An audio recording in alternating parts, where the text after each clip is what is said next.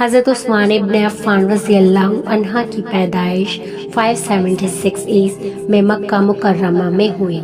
آپ کے تعلق قریش کے مشہور اور عزت دار قبیلہ بنو امیہ سے تھا۔ آپ کے والد عفان ابن ابی العاص ایک مشہور تاجر تھے اور آپ کی والدہ عروہ بنت قریظہ نبی محمد صلی اللہ علیہ وسلم کی پھوپھی ام حاکم بنت عبد المطلب کی بیٹی تھی۔ اس طرح حضرت عثمان رضی اللہ عنہ کی رشتہ داری میں نبی کریم صلی اللہ علیہ وسلم کے چچا زاد بھائی بھی تھے۔ آج بچپن سے ہی نہایت شریف، حیادار اور نرم مزاج تھے۔ مکہ کے لوگ آپ کی شرافت اور ایمانداری کی مثال دیتے تھے۔ آپ کا چہرہ روشن تھا، جس وجہ سے آپ کو جمیل الوجہ یعنی خوبصورت چہرے والا بھی کہا جاتا تھا۔ جب نبی محمد صلی اللہ علیہ وسلم نے اسلام کی دعوت دی تو سب سے پہلے جو لوگ مسلمان ہوئے ان میں حضرت عثمان رضی اللہ عنہ بھی شامل تھے۔ آپ نے حضرت ابوبکر صدیق رضی اللہ عنہ کی دعوت پر اسلام قبول کیا۔ اسلام قبول کرنے کے بعد مشرکین مکہ نے آپ پر بہت ظلم کیا۔ آپ کے گھر والوں نے کہا کہ اگر آپ اسلام نہ چھوڑیں گے تو آپ کا تجارت مقام بھی چلا جائے گا، لیکن آپ نے اسلام چھوڑنے سے انکار کر دیا۔ جب مکہ میں مسلمانوں پر ظلم زیادہ بڑھ گیا تو حضرت عثمان رضی اللہ عنہ نے اپنی زوجہ حضرت رقیہ رضی اللہ عنہ کے ساتھ حبشہ یعنی کہ ایتھوپیا ہجرت کی۔ یہ اسلام کی سب سے پہلی ہجرت تھی۔ پھر بعد میں جب مدینہ ہجرت کا حکم ہوا تو آپ وہاں چلے گئے اور وہیں تجارت کا سلسلہ جاری رکھا۔ آپ مدینہ کے سب سے بہترین اور سخاوت مند تاجر میں شمار ہوتے تھے۔ حضرت عثمان رضی اللہ عنہ کو ذوالنورین کہا جاتا ہے، جو دنیا میں صرف آپ کو لقب ہے۔ اس کا مطلب ہے دو نور والے۔ یہ لقب آپ کو اس وجہ سے دیا گیا کیونکہ آپ کی شادی نبی محمد صلی اللہ علیہ وسلم کی دو بیٹیوں سے ہوئی تھی۔ پہلے حضرت رقیہ رضی اللہ عنہ سے ہوئی لیکن ان کی وفات ہو گئی۔ پھر حضرت ام کلثوم رضی اللہ عنہ سے شادی ہوئی۔ آپ وہ واحد شخص ہیں جنہوں نے نبی صلی اللہ علیہ وسلم کی دو بیٹیوں سے شادی کی۔ مدینہ آنے کے بعد ایک بڑا مسئلہ پانی کا تھا۔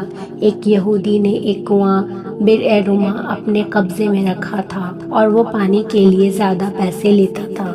حضرت عثمان رضی اللہ عنہ نے وہ کنواں اپنی دولت سے 35,000 درہم میں خریدا اور سارے مسلمانوں کے لیے مفت کر دیا۔ آج بھی یہ کنواں مدینہ میں موجود ہے۔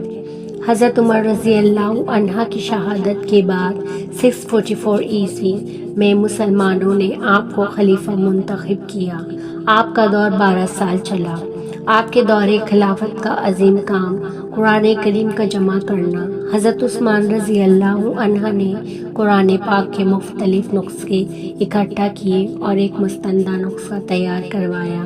آج جو قرآن دنیا بھر میں پڑھا جاتا ہے وہ اسی نسخے پر مبنی ہے۔ اسلام کی حدود بڑھا دینا۔ آپ کے دور میں اسلامی سلطنت ایران، افغانستان، ازبکستان، آرمینیا، مصر، لیبیا اور نارتھ افریقہ تک پھیل گئی۔ مسجد نبوی کی تعمیر۔ آپ نے مسجد نبوی کو بڑھایا اور بہترین طریقے سے تعمیر کروایا۔ غربا کی مدد اور سخاوت۔ آپ نے اپنی تجارت سے کچھ کمایا، اللہ کی راہ میں خرچ کر دیا۔ حضرت عثمان رضی اللہ عنہ کے دور خلافت کے آخری دنوں میں کچھ لوگ آپ کے خلاف ہو گئے۔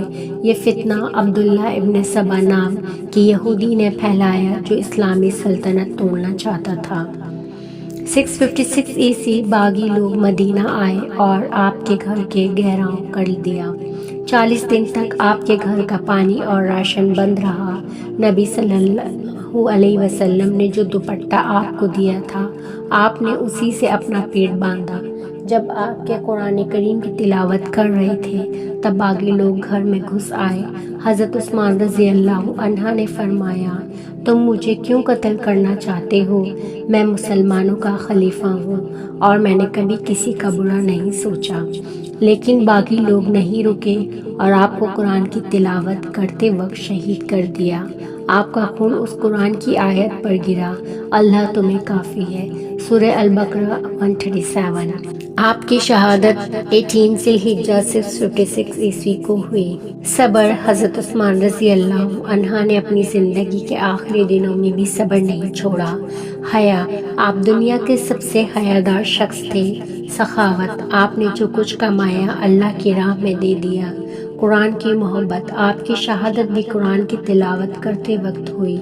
آخری الفاظ، اللہ میری مدد کرے، میں کسی سے جنگ نہیں کروں گا۔